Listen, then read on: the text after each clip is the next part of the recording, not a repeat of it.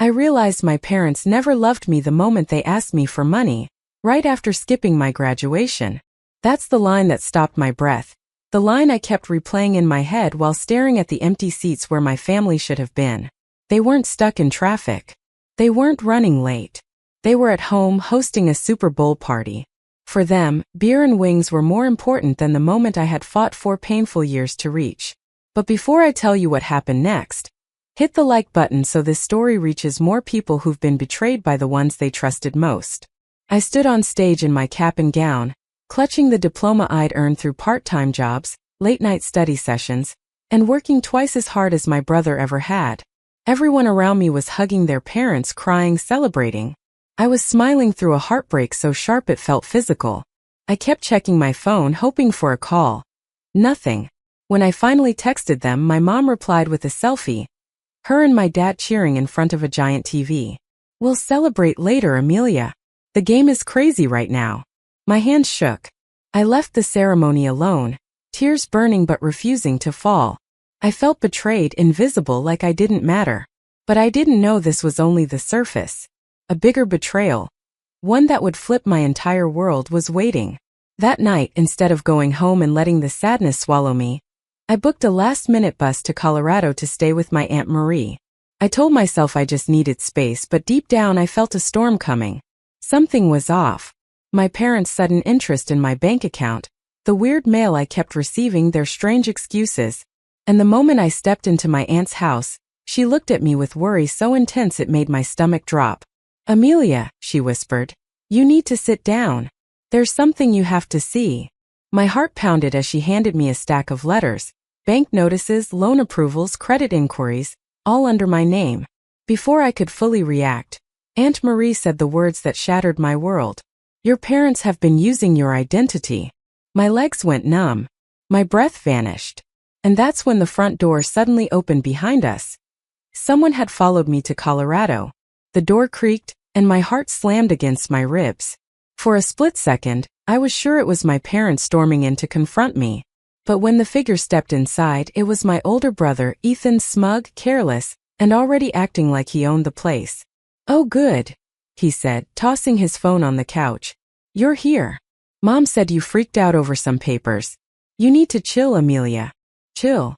My entire future was hanging by a thread, and he wanted me to chill? I snatched the letters from the table and shoved them toward him. "Why are there credit cards and loans in my name? Why are you and Mom forging my signature?" He rolled his eyes so deep they practically disappeared. "Because you never help out. Dad said you owe the family. You got scholarships, remember? So you're supposed to pitch in now." Pitch in? They had stolen my identity and were calling it pitching in. Aunt Marie stepped between us, her voice sharp. "Get out of my house. Right now."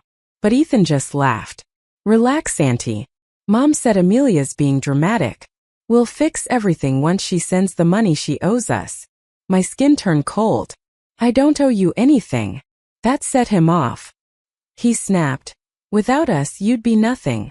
We gave you a home, food. Now you're acting brand new because you got some cheap degree." Every word was like a slap. This wasn't just entitlement, it was manipulation. Control. Years of emotional abuse suddenly made perfect, terrifying sense. Aunt Marie grabbed my hand. "Amelia, you're calling the police. Tonight." Ethan lunged for the documents. "You're not involving cops," Mom said. But before he could finish, Aunt Marie pushed him back with a force I'd never seen from her. "Leave now, or I'm calling them myself." He froze, stunned, then hissed, "Fine. But don't come home looking for forgiveness." He slammed the door hard enough to rattle the windows. My hands trembled as we sat down with the stack of stolen identity documents. Aunt Marie helped me call the fraud department, the credit bureaus, and the local police. Every call revealed something worse: loans I'd never taken, accounts I'd never opened, balances I'd never seen. My parents weren't just careless. They were criminals. And they had used me because I was the easiest one to exploit. By midnight, a detective was already reviewing the case. "This is serious, Amelia," he said.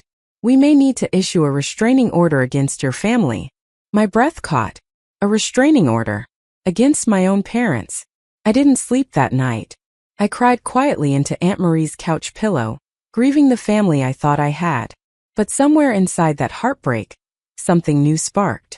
Strength, determination, a quiet promise. I will not let them ruin me. 2 days later, with official reports filed and my accounts frozen for protection, I packed my things. Aunt Marie hugged me tight. Start fresh somewhere they can't touch you. And I did. I bought a one-way ticket to Portland, Oregon. New job interviews lined up. New life waiting. But as I boarded the plane, my phone buzzed with a message from an unknown number. You think we won't find you? You owe us. And you're going to pay. My stomach dropped. It wasn't from my parents. It wasn't from Ethan. It was from someone even worse. Someone who had access to everything they stole. The unknown number kept flashing on my screen as the plane took off. I wanted to shut my phone off completely, but something in me needed to know who else had their hands on my stolen identity. I opened the message slowly. Your parents sold me your information. We have unfinished business. My blood ran cold. Sold. Not shared. Not borrowed. Sold. My family had crossed every line. This was beyond betrayal.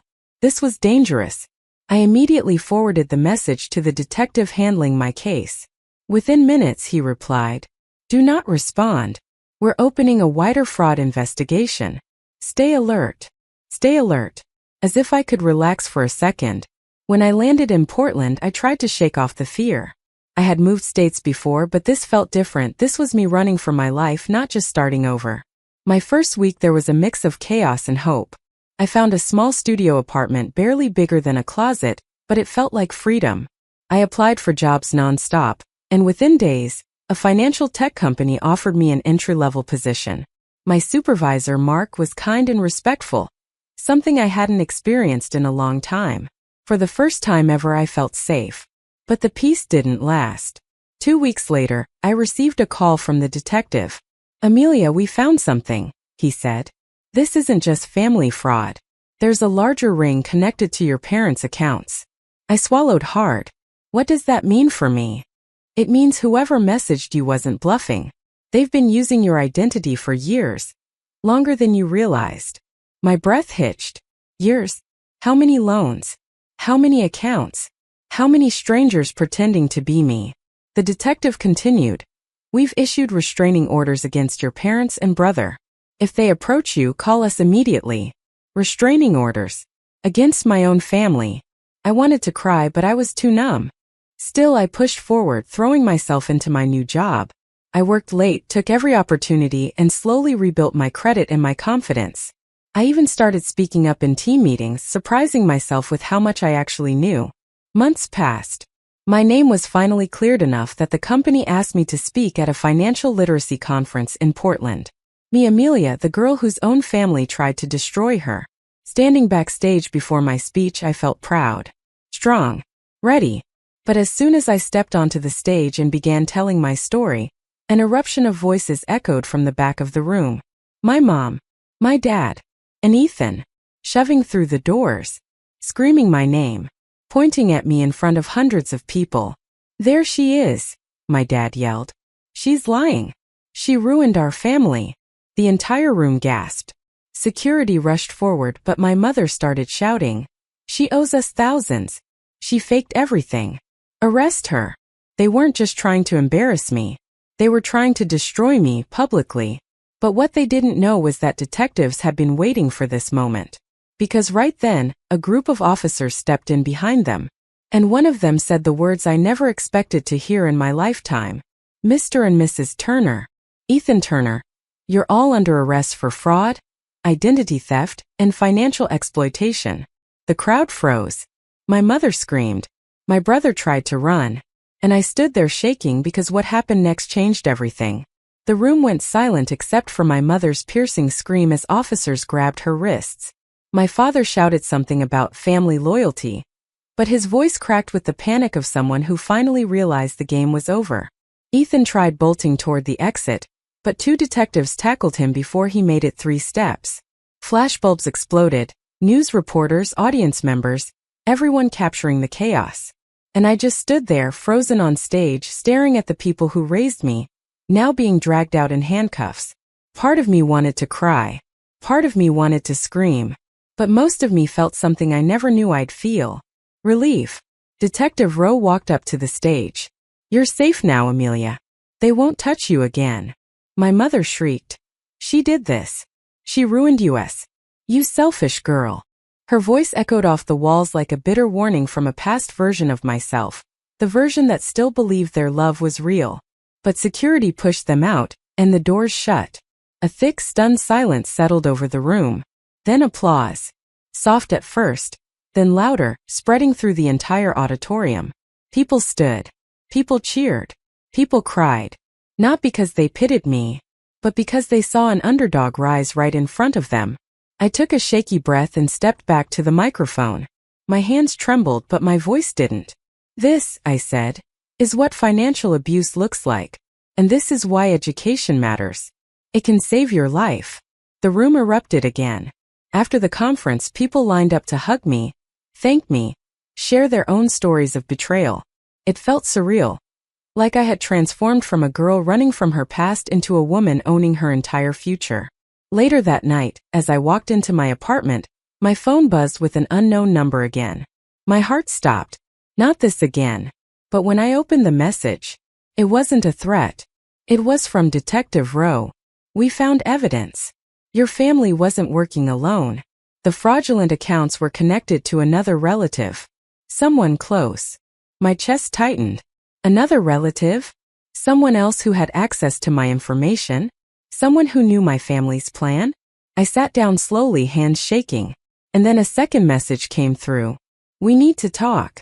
The person involved is someone you trusted." I stared at the screen, breathless. Who else was part of this? Who had been using my name? Who betrayed me from the shadows? Before I could process another thought, there was a loud, unexpected knock at my apartment door. The knock echoed through my apartment like a thunderclap. Not gentle.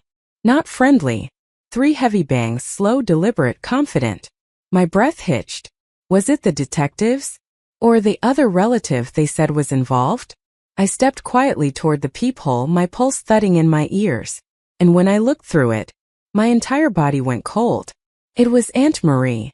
The same aunt who had hugged me, protected me, guided me through the darkest night of my life. But her expression was nothing like the woman I knew. Her smile was stiff. Too wide.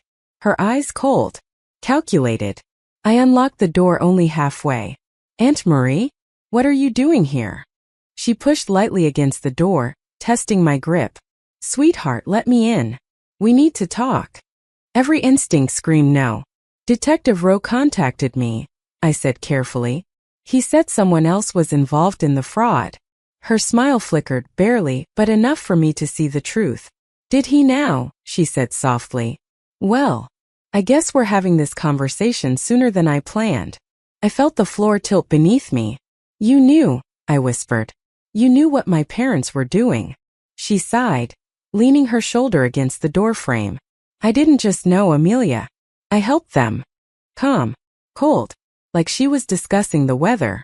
My stomach twisted. "Why? You said you cared about me." "Oh, I do," she said. "But your parents and I had debts. Big ones. Your identity was convenient." She shrugged. "You were always the responsible one. The one who paid bills on time. The one with clean credit. You made it easy." I stepped back, gripping my phone. "Leave. Now." But she slipped her foot between the door. "Listen to me, Amelia. You already ruined your parents. Don't ruin me too. I can fix this. We can make a deal. Just delete your report. Withdraw your statement. No one needs to know I was involved." I stared at her. This woman I trusted more than my own mother, now revealing she had been stealing from me just like the rest of them. "No," I said, voice steady. "I'm done protecting people who hurt me." Her face twisted. "You ungrateful little." Before she could finish, red and blue lights flashed against the hallway walls. Detective Rowe and 2 officers turned the corner. "Marie Collins," he announced. "Step away from the door." Aunt Marie's eyes widened. "You called them." "I didn't have to," he said. "We've been tracking her since she crossed into Oregon." The officers grabbed her, cuffing her hands as she hissed. "You think you're better than us? You think you're strong?" Detective Rowe looked at me gently. She can't hurt you anymore, Amelia. For the second time in just months, I watched a member of my own family dragged away in handcuffs. And this time, I didn't feel heartbreak. I felt peace.